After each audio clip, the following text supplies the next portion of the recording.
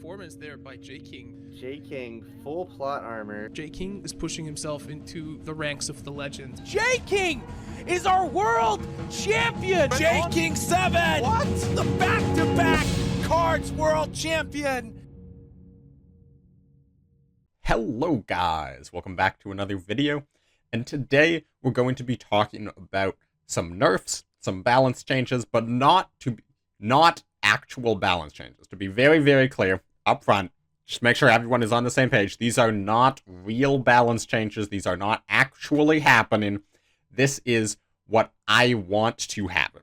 This is the J-King 7 3-time world champion ideal March balance patch. So when we had the last balance patch in January, it was very, very targeted. Only a couple cards got nerfed, and those were the ones that were just immediately making the game very, very unfun to play. And in that blog post, they said that in March 2024, there would be another really big balance patch to shake up the meta. And that's when they would address cards that are more systemic issues in the game, but not just immediately broken. So we have no idea what that's going to look like. We don't know how many card changes there are going to be. But I want to just throw my hat into the ring and say what I would like to see from the March patch. Now, this is almost entirely nerfs, because that's just... It's much easier to think of what cards I would like to see nerfed than what cards I would like to see buffed, because that really depends on what direction they want, like what decks they want to push, what direction they're going to take the game in future expansions, and that's stuff that I can't know. So we're just really going to be focusing on the nerfs. This is the J-King 7 ideal nerfs in March. So we're going to sort by nation, starting with Britain. So this one might catch a couple people off guard, because when you think, oh, Britain, of course Britain's going to see nerfs. You know, there's a lot of stuff to nerf in Britain. There's the supply shortages, there's the monsoon rots, there's the glamour boys, there's so many cards in Britain that people really, really hate. And I think, in large part, the community tends to ignore the 85th Pioneer Company. And I think that's just because, in of itself, it's not too flashy. You know, it's just a thing they play, it never trades out any units, and it just sort of sits there. And, like, you see it and you're like, oh, no, maybe they get to, like, you know, cheat out a ramp card one turn earlier. But other than that, most people don't really think about this. And Pioneer Company is a card that had to be nerfed before. It used to be your orders just cost 1 less credit. And then they added on to a minimum of 1, because there was some really hilariously broken combos you could do with this, specifically reducing 1 cost British orders to 0 to draw with Crusader and Commandos. However, that's still so much credit reduction, which is a form of credit cheating. Reducing the cost of cards in your hand is the same as gaining extra credits. So if we compare this to Nakshub, which I think is the most comparable of the 0-4 elites, because the other 3 really affect like HQ total, basically.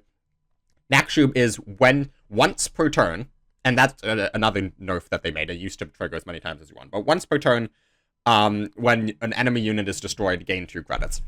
So Nakshub is gain 2 credits conditionally once per turn.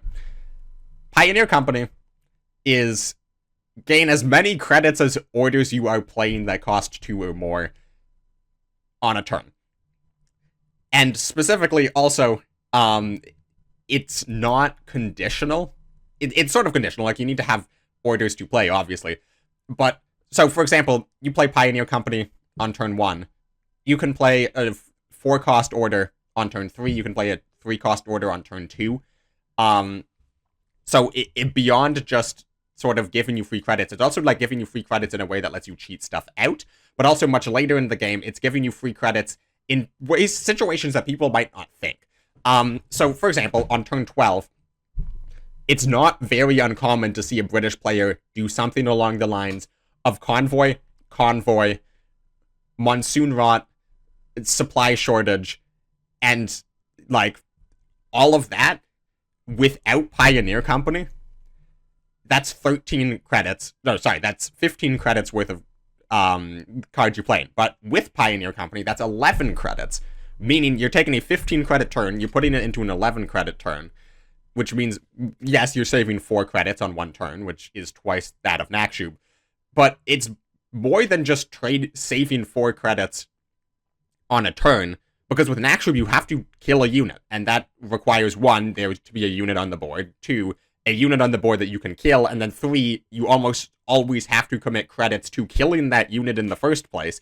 So it's really like making you not lose the credits. It's making up for the credits you spend destroying a unit, is what Naxxub is doing, whereas Pioneer Company is basically just free credits. And that's completely broken. I think Pioneer Company enables a lot of the really toxic things we see from Britain. And my suggested nerf is the first order you play each turn costs 1 less credit. So this does 2 things.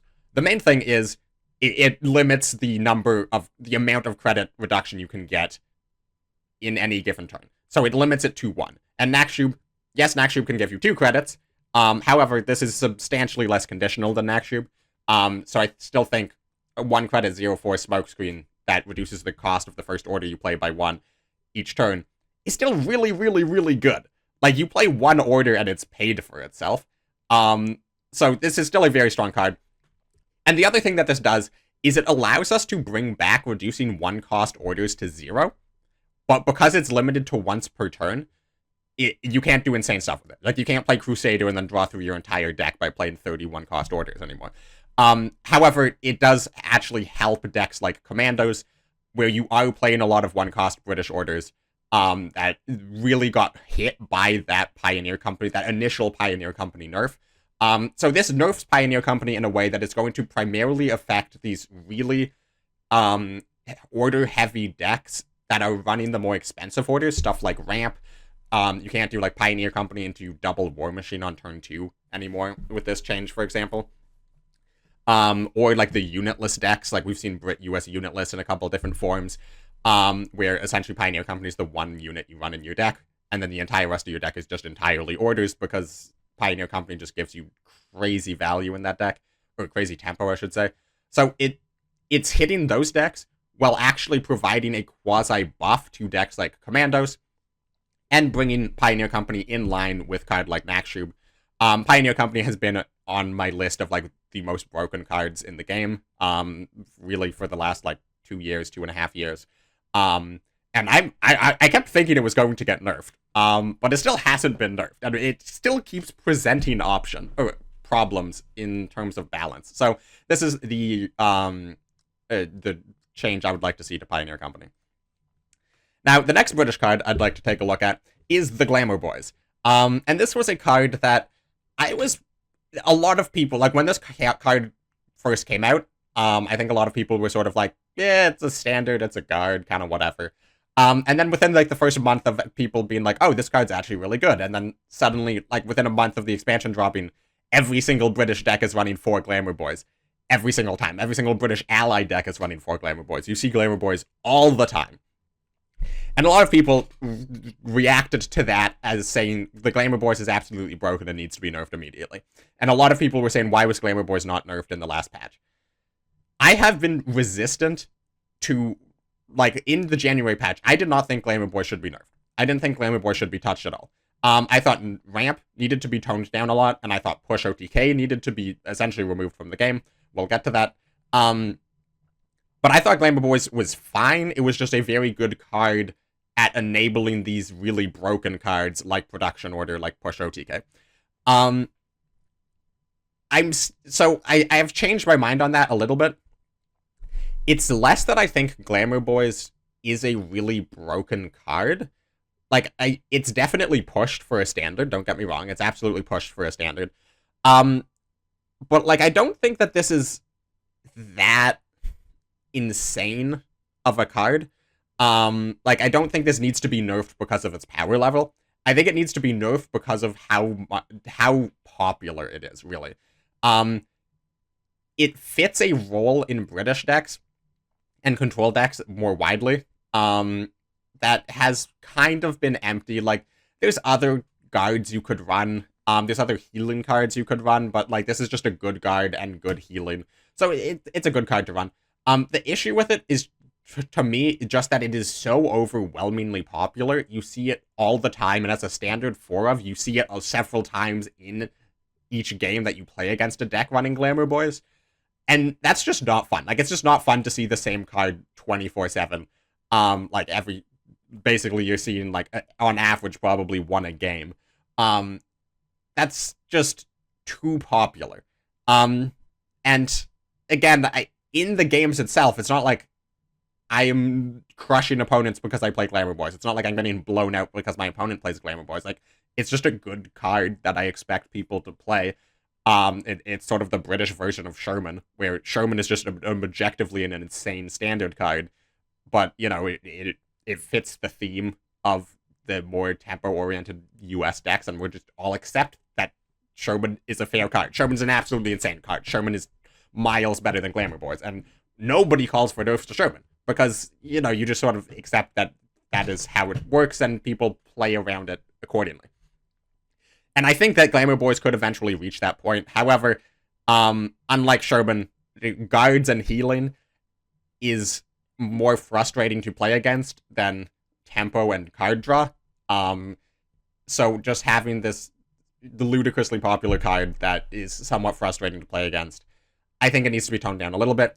There's a couple of ways you could do this. I've seen people saying it should be a 3/6. I've seen people say it should heal 2. My suggestion is just have it heal 3.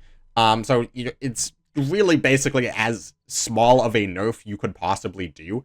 I think that reducing its healing is less important than reducing its stats. I think as a 2/7 it would suck. As a 3/6 it would be substantially worse. So by having it heal 3, one of the annoying things about Glamour Boys is the primary way to get rid of guard for a lot of decks is to retreat it. So having it heal 4 every time you play it means you have to be dealing substantially more than 4 damage to get value out of retreating it. I mean, even you can still get sub-tempo, but like you're playing against Britain, they're just going to clear the board. You can't. It's not like you retreat Glamour Boys and flood the board, because then they just do Monsoon Rot Supply Shortage and you lose. So I think just toning down to 3. Another big issue I see with the Glamour Boys specifically is it was allowing a lot of ramp decks to run Commonwealth with next to no healing in their deck.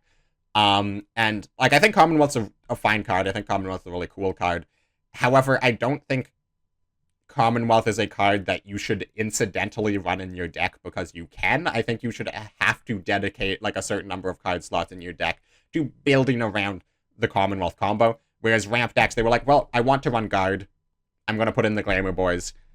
And that also just happens to give me enough healing, plus Sincerely Yours, that I frequently reach 30, above 30 health, and, you know, I'm a ramp deck, so I'm going to hit 12 credits relatively early, so I'm just going to run Commonwealth, because sometimes you play it and win. Like, yeah, it's reaching the point of being silly in those specific decks. So yeah, Glamour Boys, reduce its healing. Then we get to the last British card I want to change, Monsoon Rot. You'll see that we skipped over Supply Shortage. Supply Shortage I still think is like a ridiculously powerful card. However, I'd rather just see that rotated when the time comes, rather than nerfed, because I feel like it's at the point where it is now, it's difficult to nerf in a way that it's going to be still remotely playable after the nerf. Whereas Monsoon Rot is a card that I would also like to see rotated, even after my proposed nerf. But also, Monsoon Rot is just a really toxic card to have in the game, because it takes longer for most units, specifically infantry, which the majority of units in the game are infantry, or at least the plurality of units in the game are infantry. It takes a long time for infantry to do anything. Like, the front line existing in cards differentiates it from games like Hearthstone, where, you know, you just play a unit and it can immediately start attacking the enemy HQ. It can immediately do anything it wants on the board. Because Cards has this front line that's really crucial, that both players are going to try to fight to control, and it allows units, your ground units, well, it allows your tanks and infantry to, you know, attack the enemy HQ, attack into the enemy support line. The game is just slower than games like Hearthstone, and as a result, control of the board is substantially more important, which means as a result, anything that destroys the board is going to be substantially more powerful, because you have to commit substantially more credits into developing a board, and therefore board clears, things like To the Last Man, are very, very powerful. Like Winter Warfare ISU, very, very powerful. And these are cards that, you know, are one-ofs, like ISU and to the Last Man are both elites. And the ISU even needs a 2-card combo, and both of those saw a ton of play in their forms, because just even a 10-cost elite to destroy the board, and that's a symmetrical effect, is really, really powerful. So when Monsoon Rot came around as a 6-cost card, an asymmetric effect, set the health of all of your opponent's units to 1, and let's be real, like, there's so many ways to deal 1 damage to everything, and that really allows you to pick any ally you want for this combo. It's essentially a very, very cheap AoE complete board clear of your opponent's board, only your opponent's board, and you can do it 3 times because it is a standard, or it's a limited site. Like, if this card was an elite, I would be fine with it. But it's not. It's a limited. So, my proposed change is... I'm not entirely sold on this change. Like, this change would need to be, like, tested, just to make sure it's not too strong in a certain type of decks. But my proposed change is to make it a symmetrical effect. So the defense of each unit is set to 1, rather than the defense of each enemy unit is set to 1. And as a result, the cost of it has been reduced to 4. Again, this needs to be tested out. Maybe at 4 it's too powerful in these solitaire type decks where they don't play units. Like, or a deck like Commandos where, like, a lot of your units are low health anyways, or you frequently don't have units on the board. Maybe it's too strong in these decks. However, like, especially the unit list typically ran ramp anyways, so it's not like getting Monsoon Rot out early is a big deal. And, like, you're typically not playing Monsoon Rot before, like, turn 7 anyways, just because, like, you're kind of in a losing position if you're being forced to play Monsoon Rot on turn 5. Your opponent just is not going to have that much health of units on the board. So, as a whole, I think that it's not too much of an issue at 4, but maybe, you know, it needs to go to 5. But specifically what this fixes, like, the issue that this fixes with Monsoon Rot is in these heavier Britain control decks, and, like, you know, Soviet Britain control, where they would just build a board, and, like, you know, it'd be a somewhat defensive board. Like, you'd have a lot of guards, you'd have a lot of healing, and they're just, like, building a board that's annoying for your opponent to deal with. Lots of high health units. So then your opponent commits more units to the board, commits more stats on the board to challenge your high health units. And then you play Monsoon Rot, and all of the units on your opponent's board die, and all of your high health units are still on the board, and your opponent is still in a situation where they are forced to commit more stats to the board, if they even have enough stats left in their hand at this point from the previous committal. And then if you have a second Monsoon Rot, the game's over. So we have seen multiple, like, tournament games where it's basically like a Monsoon Rot control versus Monsoon Rot control, and neither player wants to play any unit because of the fear of Monsoon Rot. And this doesn't necessarily change that. Like, Monsoon Rot's still a very powerful card, but at least, like, when you have these Monsoon Rot control decks, they have to balance wiping their opponent's board with how much stats they put onto their own board. So if you're playing against, like, a Monsoon Rot control deck, you know, like, they play a high health unit, and then you play a couple medium health units in your support line to challenge that high health unit, and it sets up a situation where you can kill that unit and get some tempo on the following turn if your opponent passes. If your opponent commits another unit to the board, you can then just commit more units to the board, and you're now in a situation where the British player is going to have to kill 2 of their own units for Monsoon Rot. Or you're in a situation where they have to play Monsoon Rot immediately and take out one of their own units in the process, and the opponent hasn't overcommit to the board. So it just brings Monsoon Rot down into a situation where it's more fair. It's a card that you have to think about more. It's not just an immediate destroy the opponent's board type of card. But again, I would also just like to see it rotated, because remove the defensive, or set the defensive units to 1 is just a toxic card to have in a game that by necessity needs to primarily be around unit-to-unit combat. So yeah, I would like to see Monsoon Rot, you know, deleted off the face of the planet, but the fact that it's still going to exist in Classic and maybe one day be brought back, I would like it to be in a symmetrical form. Then we get to Germany, and for Germany, we have the change to the 20th Panzer Grenadiers. This one, I have no idea how it like, got through the January patch. Like, my thought is specifically just they didn't want to over-nerf Germany. They didn't want to give people the feeling of, like, oh, we nerfed, like, 6 German cards. So they just, like, they picked a number of German cards they were going to nerf and then nerfed, like, the top performing ones. Because we saw the nerf to Jet, and we saw the nerf to Swag, and we saw the nerf to the 64th Panzer Grenadiers. But we didn't see a nerf to the 20th Panzer Grenadiers, which was probably the most popular of those 4 units because it's being run in Jaggro and because it's being run in US Frontline. And this card is just ludicrously powerful. So its deployment is add a 35T in Combined Arms to your hand. And, like, 35T is going to be a card that's run in all of these decks. Combined Arms is going to be a card that is typically not run in any of these decks, but it's, in this situation, it's fine because it's a card that is going to immediately synergize with 35T. And if you think about that, that's deployment to draw 2 cards. And it's like 1.5 cards you would run. So really, you could think of its deployment effect as essentially a convoy. And convoy costs 3 credits and is not a German card, it's not a Japanese card, it's not an American card. So if you value that at 3 credits, and then you consider that it's tied to a body, which usually then costs more, like Convoy is an order, Convoy is not a unit deployment effect, and then you look at the stats and it's a 3-4 Blitz, and a 3-4 Blitz infantry is valued at 3 credits.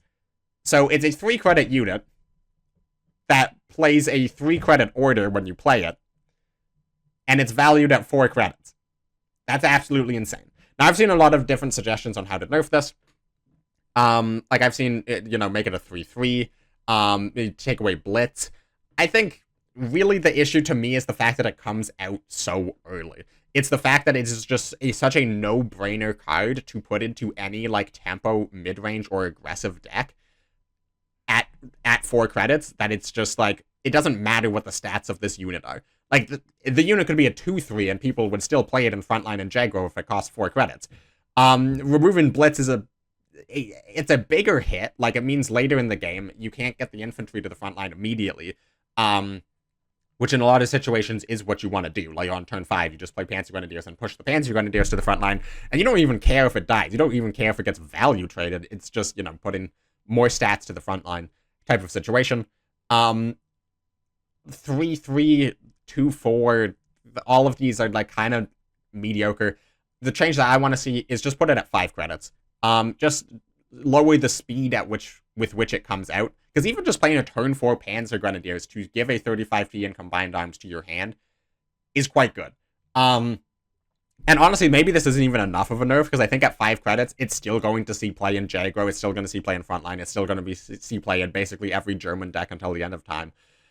So, like, at 6 credits, like 6 credits and make it like a 3-5 or a 4-4 or something, I still think it would see some play in some decks.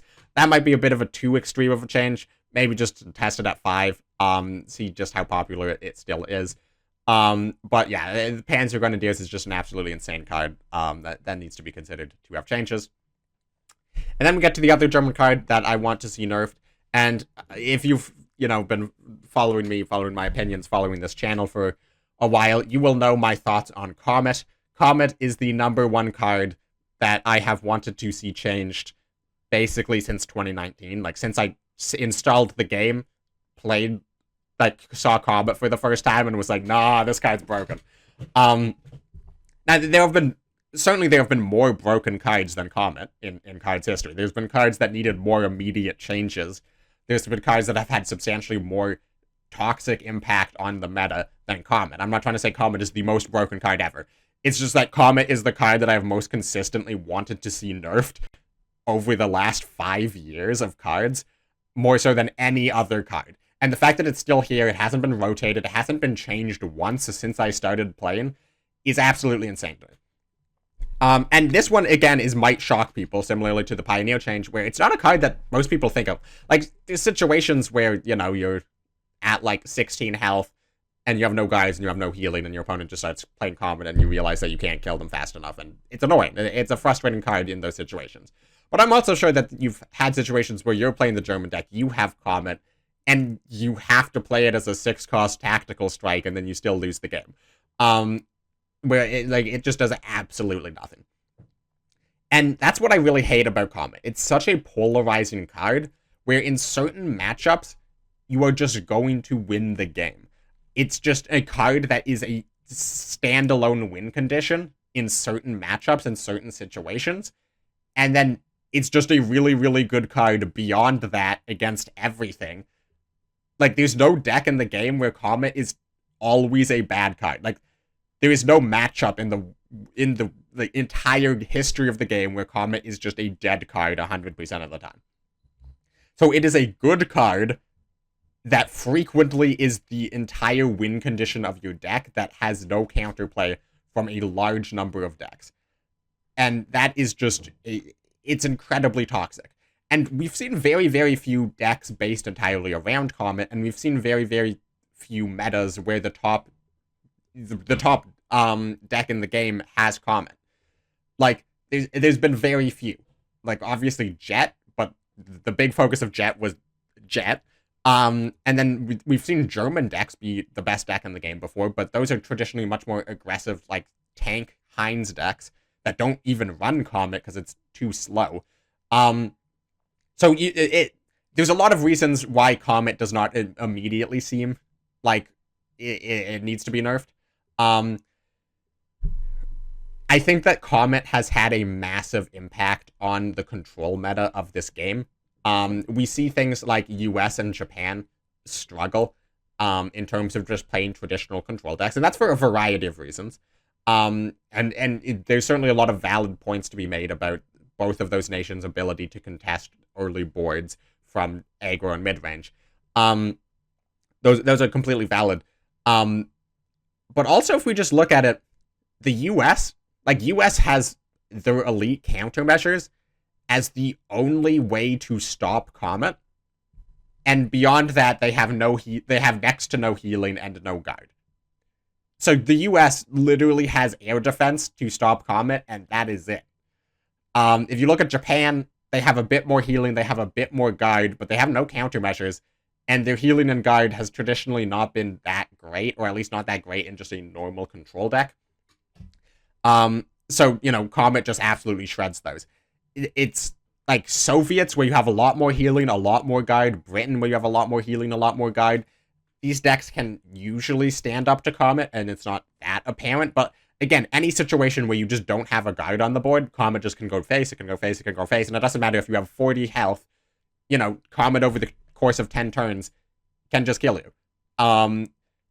So it's such a polarizing card, it has such an impact on the control meta, and it ends control v control games in ways that are incredibly boring, incredibly toxic, and even the ways to stop Comet, like, guard temporarily stops Comet, healing negates the effect of Comet each turn, but you have to be healing a copious amount, and you're still needing to contest the board while doing all of this. And countermeasures can very easily be played around. And the other option is random discard, but that is random discard. You can't say random discard is the answer to anything. So yeah, I think Comet just needs to be completely changed. The other thing about Comet is, I looked into this a while ago when I was making one of my suggestions about changing Comet. And Comet is like the Comet. I'm sure historians who are going to be watching this who will know much more about this than me. But from my understanding, the Comet was essentially like a plane that traveled, I think, pretty short distances, and its primary goal was to take out bombers. Like, it's a plane that is meant to take out enemy bombers that are coming in to attack. It's not like an offensive fly long distances, attack the enemy HQ type of plane. So the fact that it is such this constant aggressive plane is also just oddly ahistorical. So my suggestion, to finally get around to it, on how to change it, and this has been my suggestion for a while, but there's a lot of other ways you could change it. This one I think is slightly more thematic, keeping with its use to take out opponents' bombers, is cannot attack the enemy HQ, ignores guard, at the end of your turn return Comet to your hand.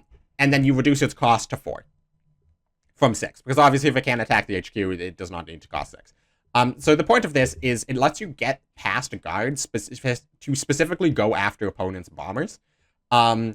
So, you know, if your opponent has, like, the Halifax, they have a Lancaster, and it's behind a Glamour Boys, you can just play Comet, and you ignore the guard on the Glamour Boys, and you're able to attack the bomber.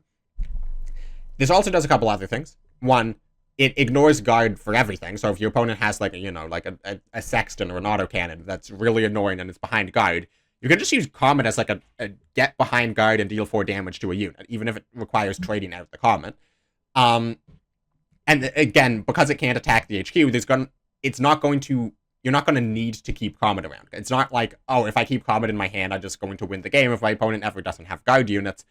You're running Comet to counter bombers, and if your opponent doesn't have bombers, then it's perfectly fine to just use Comet as a 4 cost to deal 4 damage to something, even if it's guarded. That's fine. And the other thing that this does is it gives some really interesting synergy with the Cannot Attack Enemy HQ package, which has traditionally seen literally no play because there's just not a lot of it. And obviously that package is in Japan, but Japan is one of the most popular ally choices for Germany to begin with, especially in these Comet OTK type decks. So, you can still actually do a Comet OTK deck where you play Comet, you play Honor, you play Burst of Fire, and then you play New Doctrine to allow it to attack the enemy HQ, and then it ignores guard, and it can go face. So it's a pretty elaborate combo. I'm not saying that this is going to be a great combo, and it's a good thing that that's not going to be a great combo, because that would be a really toxic combo if it was really good.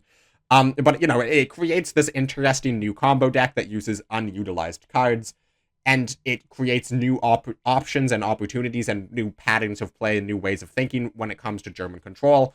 And most importantly, it removes the fact that Comet just wins controlled games entirely on its own and with next to no interaction.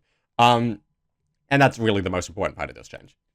Now, we get to Japan, and this one, again, might seem like a bit of an odd one. Going after Take Liberty. Take Liberty came out in the Winter War expansion, and at the very beginning, it saw a ton of play, and then its play has really nosedived since then. Not to say that it's a bad card. It's still a very good card, and it still sees decent play, and it's still good in the decks that it sees play in. It's just people realize that, like, oh wait, maybe running 3 of this in every single deck ever is not going to, win us every matchup.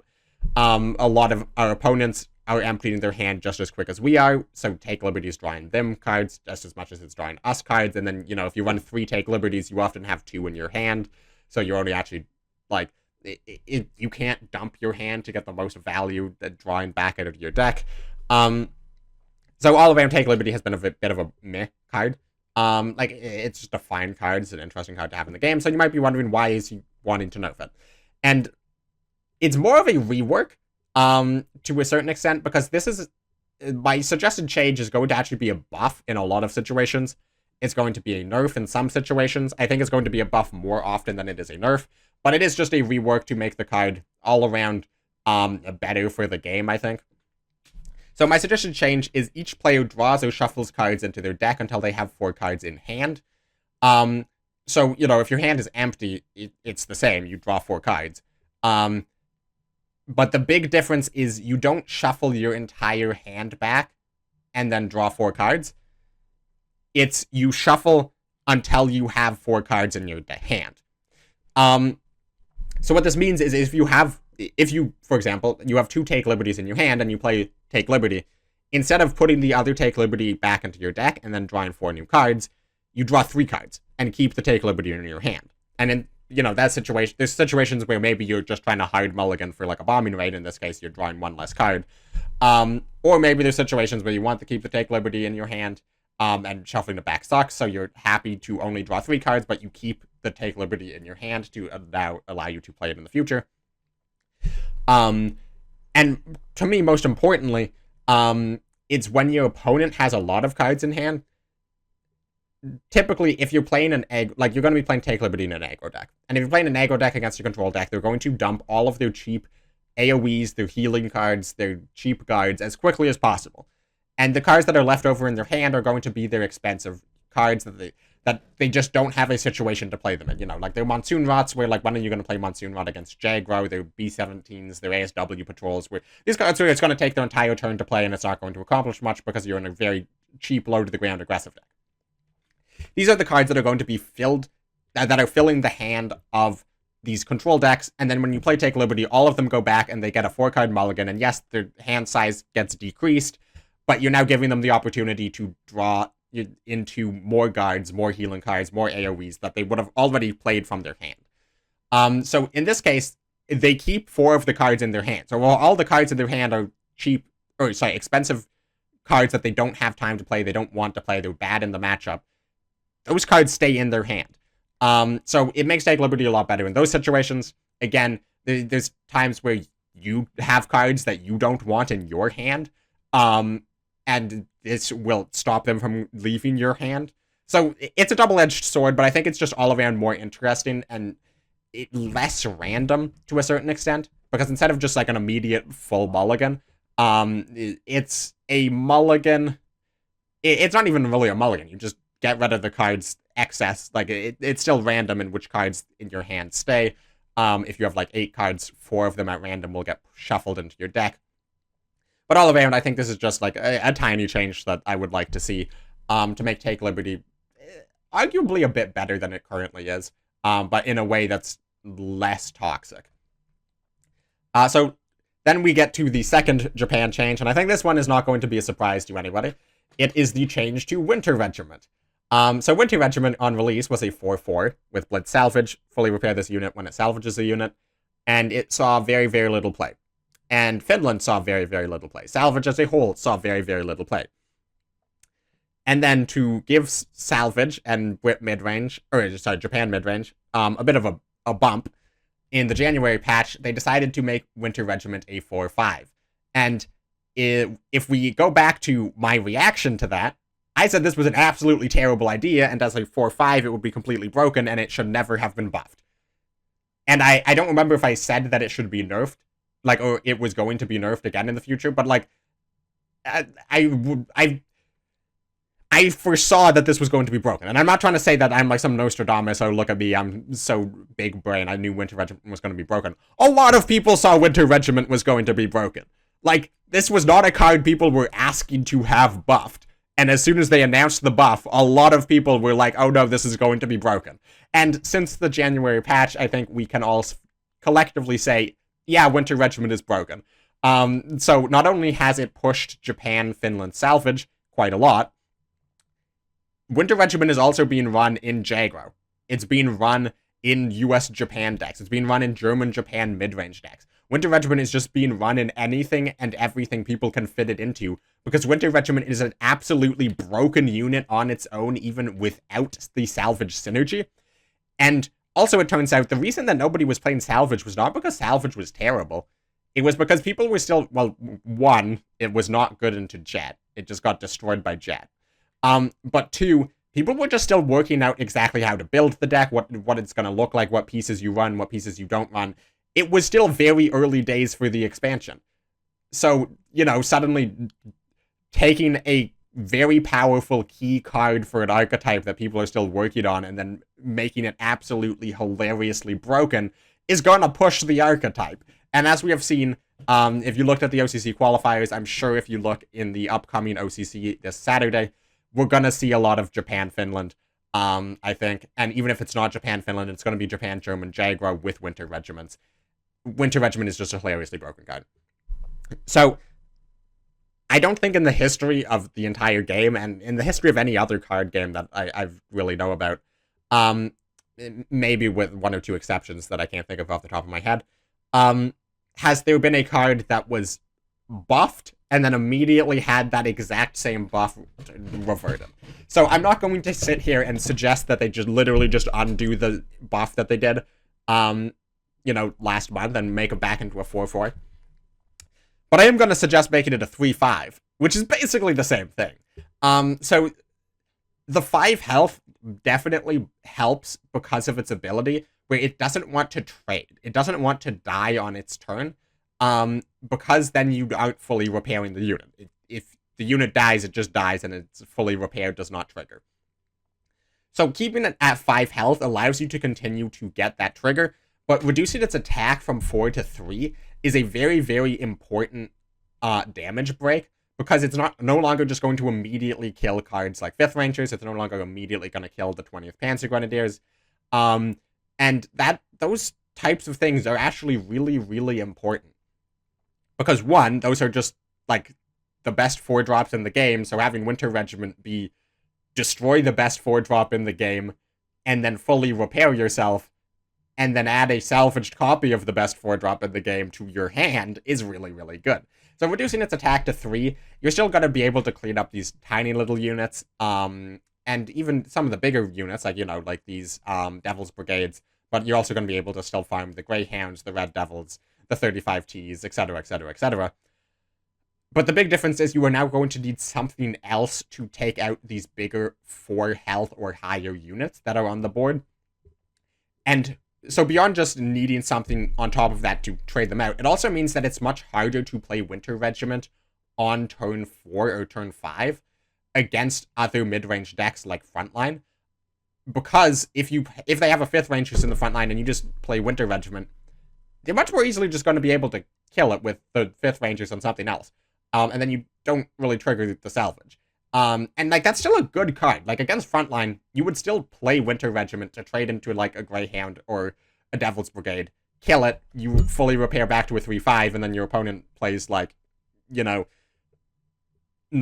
Infantry on a 5th Rangers and trades out your Winter Regiment. Like, you're still fine with that outcome. That is still a good outcome and a good card. And by good, I don't just mean adequate. I mean, like, a card you would play in a Tier 1, Tier 2 deck. So I think at 3-5, it's still perfectly fine, but it brings it down from just its absolutely dominant situation. And a lot of people might compare this to Schützen, because it is very comparable to Schützen, and be like, well, why aren't you nerfing Schützen? If they did nerf Schützen, I would be perfectly fine with that. I didn't put it in my ideal balance patch because I'm already suggesting changes to Winter Regiment and 20th Panzer Grenadiers, and right now, those are, like, sort of the trifecta of 4-drops in the game right now, are Schützen, Winter Regiment, and 20th Panzer Grenadiers, so changing 2 of them immediately, I think the meta would need time to settle, before also changing Schützen. And the other thing about Schützen is it's a one-time effect, and the deal 3 damage to the enemy HQ is rarely relevant.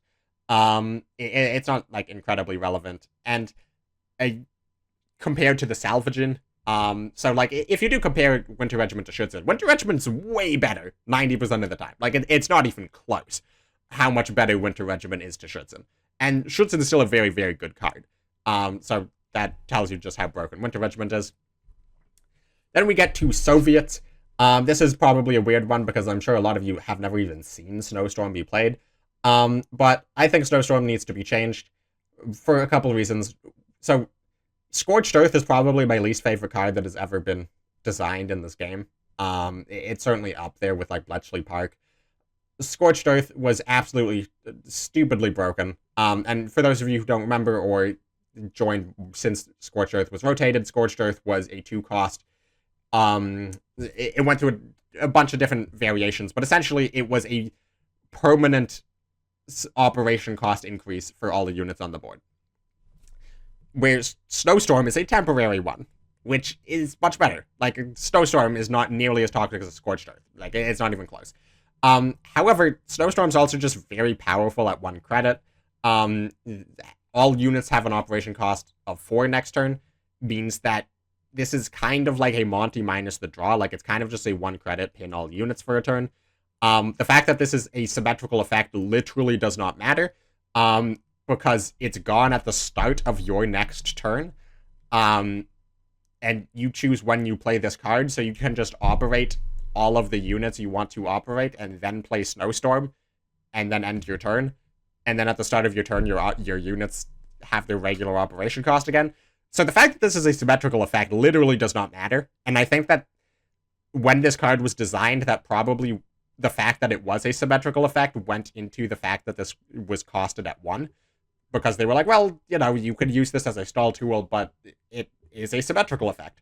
But again, the symmetrical effect does not matter if you just order your turn correctly.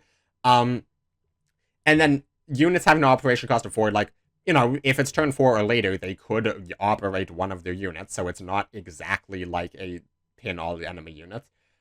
Except also that there's a big difference of pin all enemy units does not apply to units that are then also played, whereas Snowstorm does. If you play Snowstorm, all units on the board have 4 operation cost, and then if they play any Blitz units from their hand, those also have 4 operation cost. So it really is just a very, very powerful stall card, and it stalls it out in a way that it sort of encourages the opponent to commit more to the board in a way, and it just leads into bigger board clears like Monsoon Rot. It's just for 1 credit, it almost buys you an entire turn, and you can run 3 of them. I think this is just too powerful of a stall card, and we're seeing it played in Push OTK, and I'm sure it will see play in like all other future combo decks if it does not get changed. And it's just not the type of card that should be as good as it is in Cards, in my opinion. And there's a couple ways you could change this. You could just make this 2 credits, and that would be fine. My suggestion was all the units on the board gain plus 4 operation cost until the start of your next turn. So essentially the main difference, 1, it's plus 4 operation cost rather than set operation cost to 4. So it's actually better at stopping the attack of units currently on the board. However, it does not apply to units that are then played from hand. So it does a better job of shutting down the operation cost of units currently on board. However, if your opponent then just plays a bunch of Blitz cards, they all operate normally. So that way, it's also not able to be used preemptively, and that's something that I have been doing a lot when I've been playing the Snowstorm. It's something I've seen other people do with Snowstorm, is you'll clear the board against like a tempo deck or an aggro deck, and then you'll play Snowstorm on an empty board, because you know your entire opponent's hand is these like Blitz infantry, these Blitz tanks, these things that they want to get to the front line as quickly as possible to continue putting you under pressure, and Snowstorm literally just locks them out of that.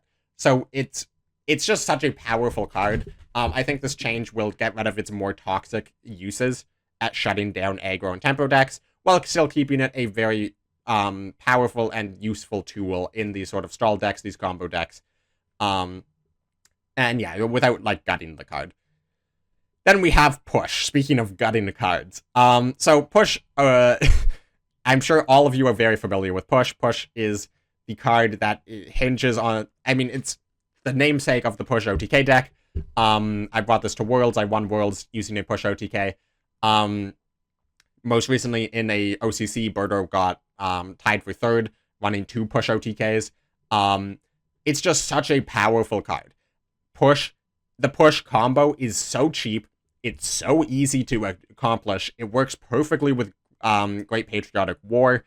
It works perfectly in a Commonwealth deck. It just melds together so well with all of the stall and healing and other combo pieces of Britain and Soviet respectively, which makes Britain Soviet and Soviet Britain Push so ludicrously powerful.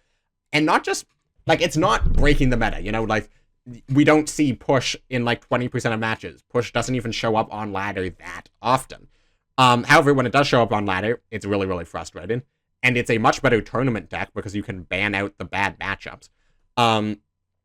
And just the sheer power level of this combo should not be left in the game.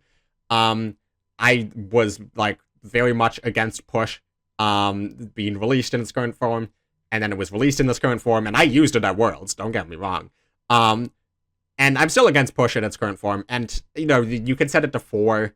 At 4, it makes the Soviet version a lot harder to use, but, again, with the Pioneer company, it's not going to be that much of an impact on Britain, because on Britain, you don't need to combo it with Great Patriotic War on the same turn. You can just, like, you know, drop a Commonwealth, drop your opponent low if they have healed, or just win the game.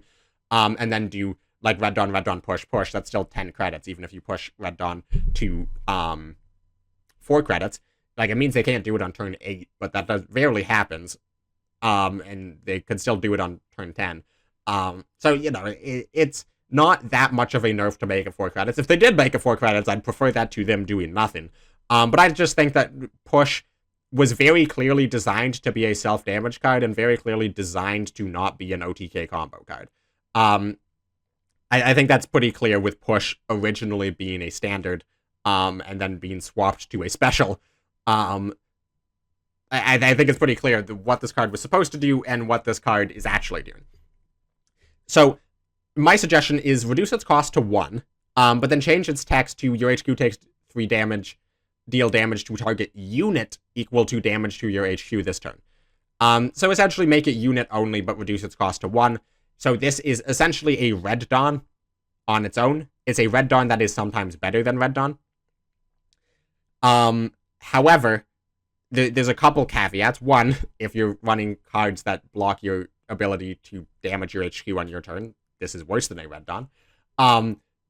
2, Red Dawn has the option of creating a From the People, and that's the big difference. So this isn't just better Red Dawn as a special, because Red Dawn you can use From the People and not take damage on your turn, and that is sometimes really useful if you're low on health and still need to deal 3 damage to something. With this version of Push, you just can't play it if you're low on health. However, it does allow you to deal with bigger things if it's combined with other forms of self-damage. So this becomes a card that self-damage, the deck that this was intended to be run in, actually might consider it. Because currently, self-damage doesn't run Push. It's not good in self-damage. Which is hilarious, despite like being arguably one of the most broken cards of the expansion. It's not good in the deck it was intended to be played in.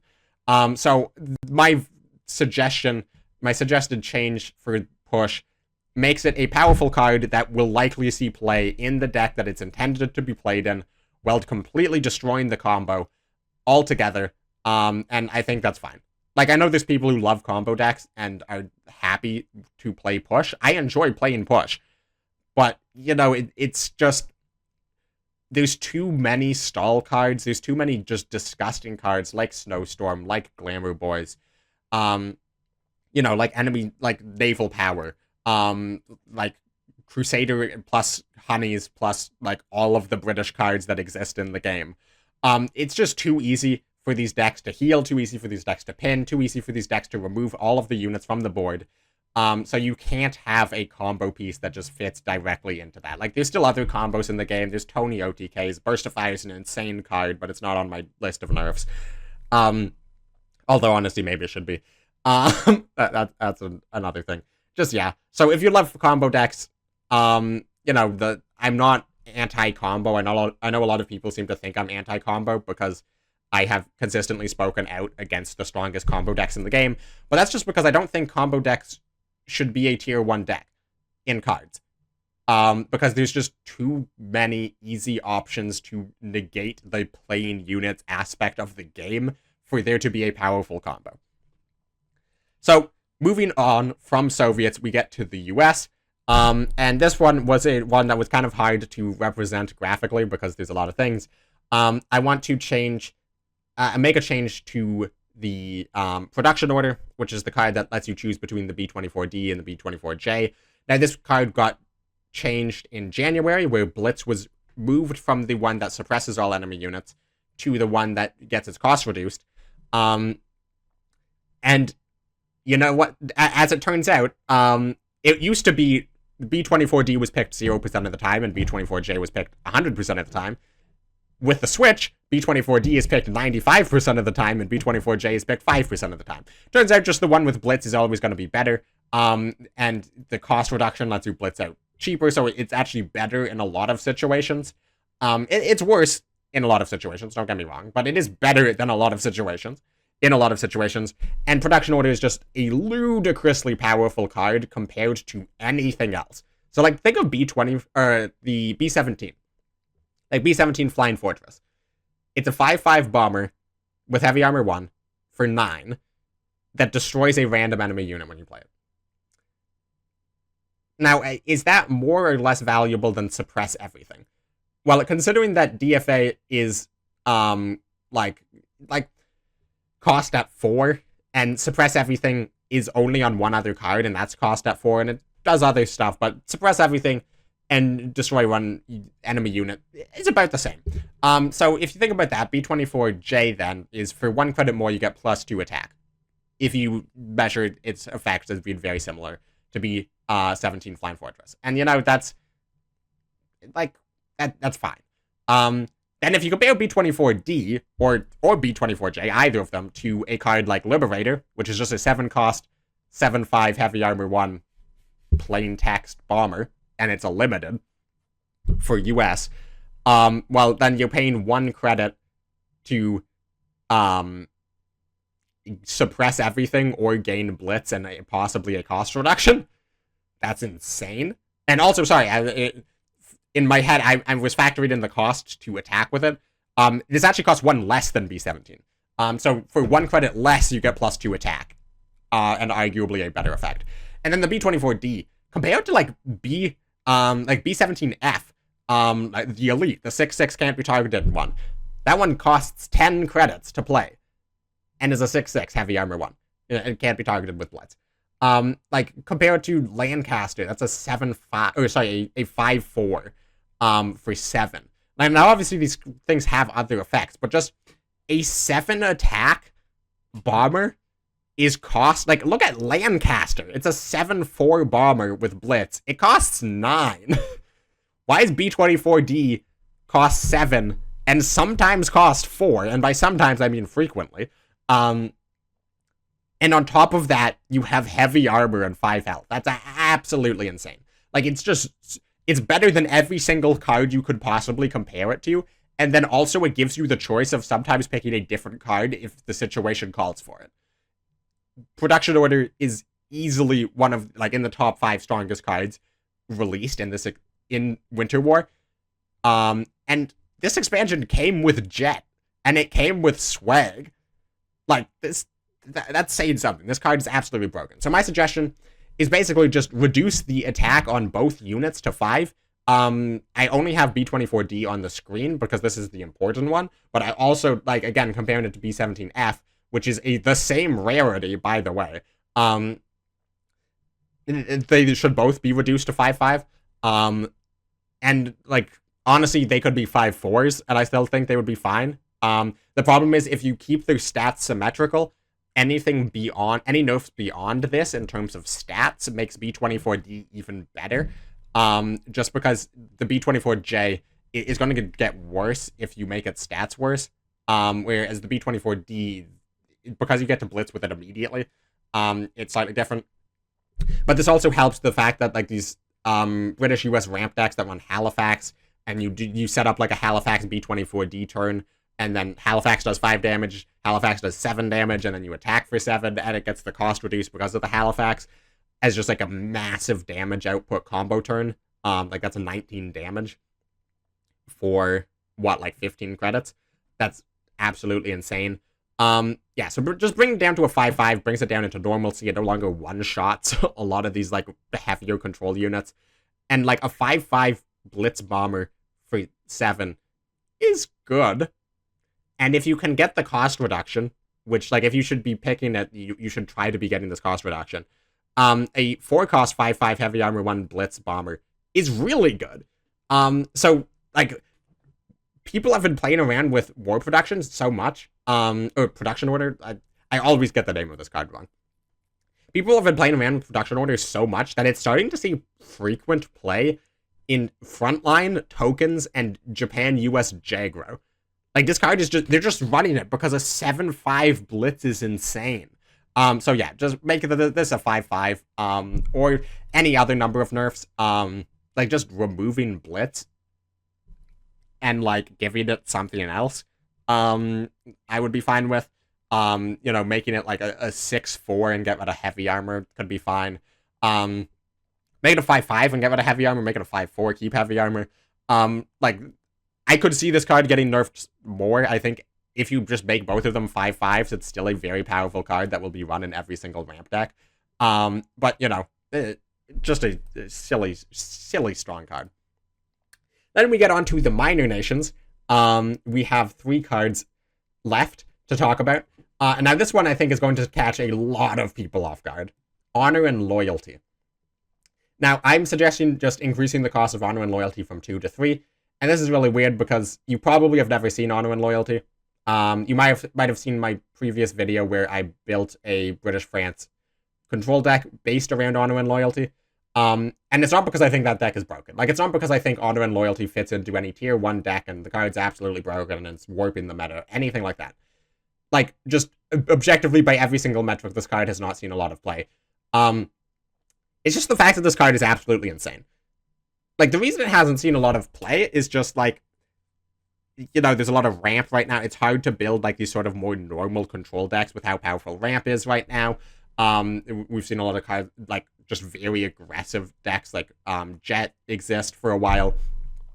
So, like, there hasn't been a time for Honor and Loyalty to shine, and, like, even if it did, like, it's just not the type of card that is going to be, like, super popular ever. But it's just ludicrously powerful for what it is. Like, 2 credits, remove a unit from the board. Very, very powerful. If you compare this to Fog of War, which was 4 credits, remove a unit from the board, and then you give them 2 copies of said unit, which obviously could be used to be played on a small thing to deny draws.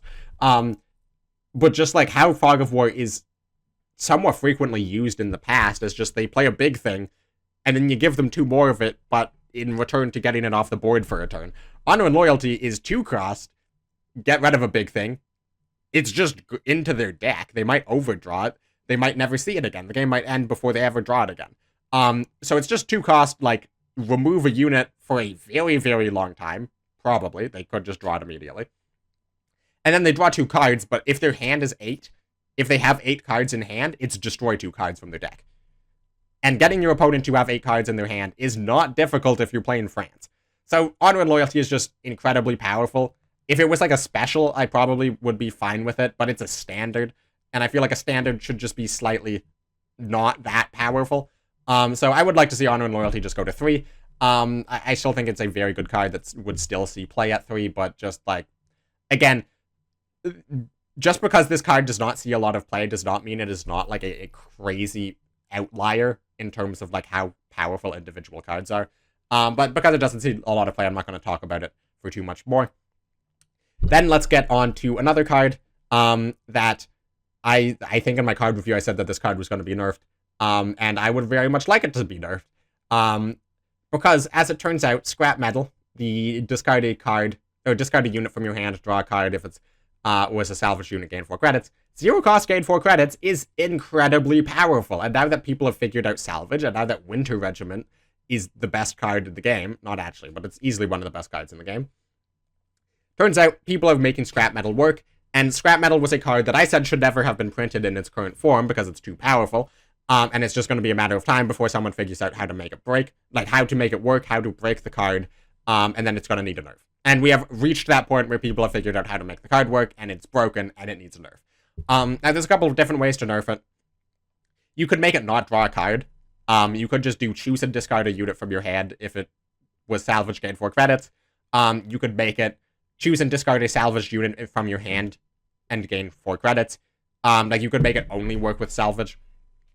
The fact that it draws a card is kind of insane. Like, think about that. War Production was run in a lot of decks, and even tier 1 decks, where, like, yes, sometimes it would be run with supply shortage, so you would quasi-draw a card. But it was also run and played a lot without supply shortage, just as a 0 cost, gain 2 credits. This is 0 cost, gain 4 credits, and also you draw a card in the process. It's absolutely insane. Also, you can have them, all of them in your hand at once, without, you know, like, unlike War Production where you would discard all of them. And unlike War Production where it limits what you can put into your deck, Scrap Metal just requires you to put in certain cards into your deck, and as it turns out with Winter Regiment, those certain cards you are required to put into your deck are absolutely insane. So yeah, there's a lot of different ways to change Scrap Metal. You could get rid of the draw.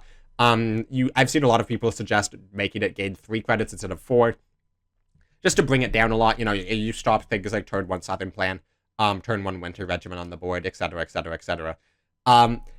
My suggestion, though, is to just make it 1 credit, and you keep the gain 4 credits. So this is like the same as 0 credits, gain 3 credits. It's now 1 credit, gain 4 credits.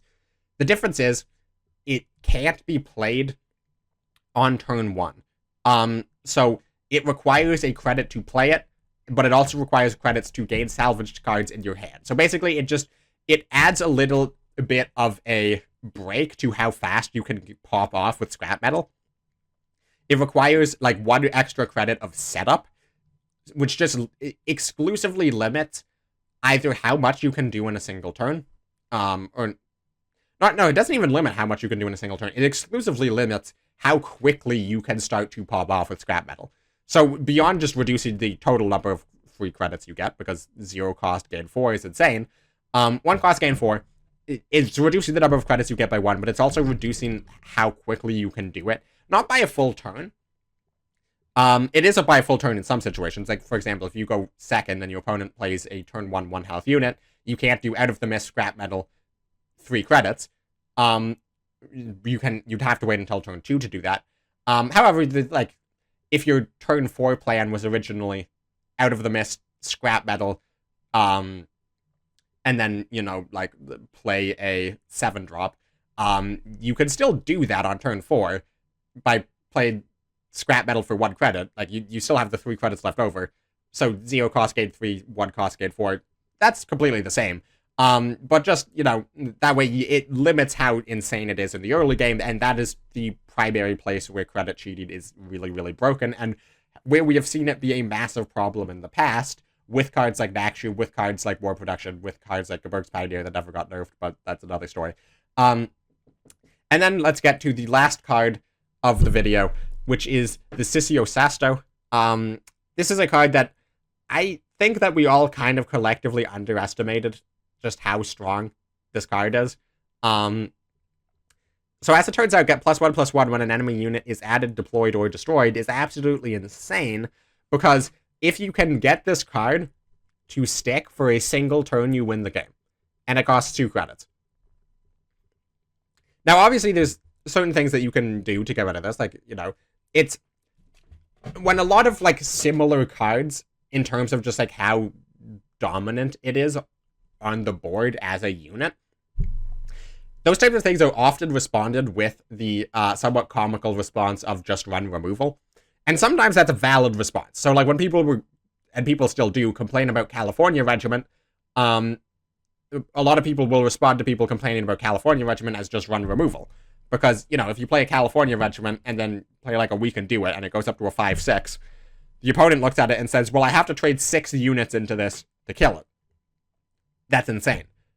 However, you could also just play Hammer, you can play Tactical Strike to get it down to 2, you can play Carpet Bombing, you can do a number of things to get rid of it, right? So just say run removal. The Sissio Sasto, it's easy to just say run removal to it.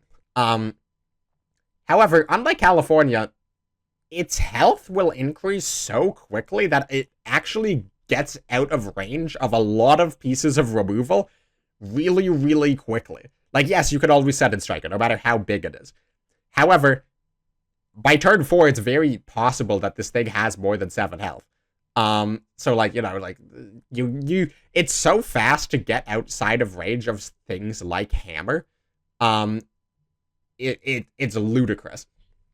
So my suggestion is you keep a 2 cost, actually give it a health buff, make it a 1/3 keep guard, but then just change the text to when a unit is destroyed. So you get rid of the when units are added or deployed, it's just destroyed. So this way, it no longer, punishes the opponent for playing the game, because nothing is more annoying than, say, you have 1 unit in the front line on turn, 2. And then the Japan-Finland player does Sissio Sasto, Cavalry Regiment trades out your front line. So it's now an empty board with a 2/3 Sissio Sasto on the board. Every time you play a card, the Sissio Sasto grows. Every time you try to start to trade into it, it grows. It's just far too powerful. Its growth is far too fast for a 2-cost card, because if you can get it down in a good situation early, it just, it spirals out of control. And yes, there's things like Retreat, there's things like Suppress that will still stop it, but it's just too much of a check. In a lot of cards in a lot of games, you will have these sort of check cards where you play it and it's if it checks if my opponent has X type of card, and if they don't, it's a massive benefit. like, it's sort of like cards like Key 83, where you play it on 4, and, you know, sometimes it gets hit by Line for a Day or Sky Barons and dies immediately, and you spend 4 credits, they spend 4 credits, you move on with your life. Sometimes you play Key 83 on turn 4, they have no response to it, and you win the game 2 turns later. Sissio Sastro is a lot like that, and as a 2-drop, it's too powerful for a 2-drop. And the other thing with my suggested wording change is I got rid of the word enemy. So it now works with +1/+1 when any unit is destroyed. So it's still going to gain stats relatively quickly, and the 3 health is going to keep it on board relatively, like, it's going to be easier to keep it on board immediately. But unlike the other thing, this is going to be punishing decks that, you know, swarm out tons of little tiny guys, and then, like, sort of lack the bigger removal. Unlike the current version of Sissio Sastro, which just punishes decks that play units. Which turns out every single deck. So this way, like, you can, if your opponent has a Sissio Sastro and, you know, they trade out a couple units and it starts to get scary, like, you know, it becomes a 3/5. You have the exact same situation, where on turn 3 you do Sissio Sastro Cavalry trade, so 2 units die, the board is cleared, and it's a 2-cost 3/5 on the board. It no longer just starts snowballing if you play units. Like, you can just flood your support line, and start to try to set up trading down the Sissio Sastro. So it keeps it still a powerful card. It keeps it a card that's still going to see play in Finnish decks. Arguably, it's going to be able to see play in a wider range of Finnish decks. And because before it was kind of almost difficult to run in Control because you sort of lacked the early removal necessary to run it. I think this is slightly easier to run in Control just because you can drop it earlier without it just immediately dying to, like, a 35T. And then, like, play the removal on the following turns and, like, try to snowball with it a little bit to keep it alive. But yeah, it stops it just being, like, an immediate win condition, to a certain extent. So yeah, that brings us to the end of, my suggested balance changes. And once again, I would like to reiterate, these are not real balance changes. Don't start, like, spreading this around like it's a real balance change. Don't react like it's a real balance change. These are my opinions. If you disagree with me, do not worry. I do not run IT. I do not choose what cards get balanced on no matter how much I wish it. These are just what I would like to see changed. So, you know, let me know what you think about my changes. Let me know what you would like to see changed. You know, either different cards, or if it's the same card, but you have a different idea on how you would like it to be changed. I would love to hear that either in the comments down below, or you can join my Discord link in the description and let me know there. And we can start a conversation on how we would like to see the upcoming March balance patch work out. Because again, we all love cards. That's why we're here. And we all want to see what's best for the game. We all want to enjoy playing the game. And there are certain cards, certain decks that stop us from enjoying the game. So it would be, it's nice to, like, talk about what cards we would like to see changed, how we would like to see them changed, and of course, inevitably, like, only half of these cards will be changed, and probably none of them will be changed the way I suggest they'd be changed. But don't you worry that as soon as they release and announce the upcoming balance patch in March next month, I will be doing a video breaking down what those balance changes mean, how I like them, how they will affect you. So subscribe if you haven't already, and to make sure you catch that video and upcoming videos. So thank you very much for watching if you made it to the end of this video, and I will catch you in the next one.